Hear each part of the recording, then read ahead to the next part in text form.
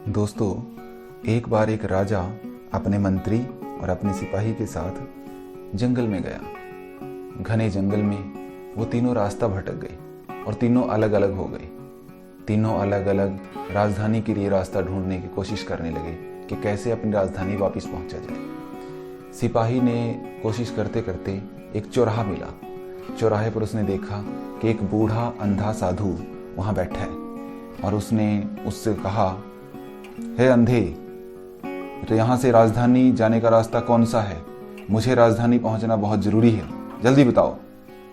तो साधु ने कहा कि भाई, ये जो दाहिनी तरफ रास्ता जाता है ये आपको राजधानी ले जाएगा। और वहां से सिपाही चला गया। थोड़ी देर में ढूंढते ढूंढते मंत्री वहां पहुंचा और उसने भी उसी साधु को देखा और कहा, हे सूरदास, क्या आप मुझे बता सकते हैं कि राजधानी जाने का रास्ता कौन सा है? मेरा वहां पहुंचना बहुत जरूरी है। तो उसने कहा कि भाई, ये जो दाहिनी तरफ रास्ता जाता है ये आपको राजधानी ले जाएगा, इस रास्ते से जाइए।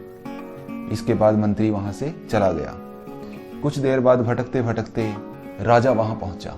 उसने उस साधु राजा अपने घोड़े से उतरा और हाथ जोड़कर उस साधु से बोला कि हे भद्र पुरुष, यदि मैं आपके विश्राम में बाधा न पैदा कर रहा हूं तो आप मुझे ये बताने की कृपा करें कि यहाँ से राजधानी के लिए कौन सा रास्ता जाता है।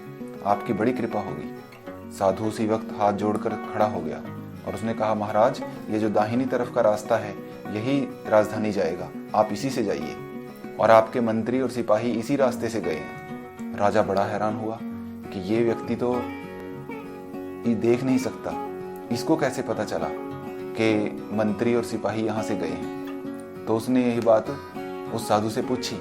तो उसने कहा, महाराज, ये बहुत आसान था। मैंने उनकी वाणी देख करके बता दिया कि इनमें से कौन मंत्री है और कौन सिपाही है। आपके सिपाही ने मुझे कहा, हे अंधे, रास्ता कौन सा है? तो मैं समझ गया कि ये सिपाही है। मंत्री ने कहा, हे सूरदास, रास्ता कौन सा है? तो मैंने अंदाजा लगा लिया कि ये जरूर राजा का मंत्री है। और जब आपने मुझे कहा कि हे भद्र पुरुष, यहाँ से रास्ता कौन सा जाएगा ये बताने का कष्ट करो, तो मैं समझ गया कि अब राजा आ गया है। तो दोस्तों, ये छोटी सी कहानी हमें बताती है कि हमारी वाणी हमारा परिचय है।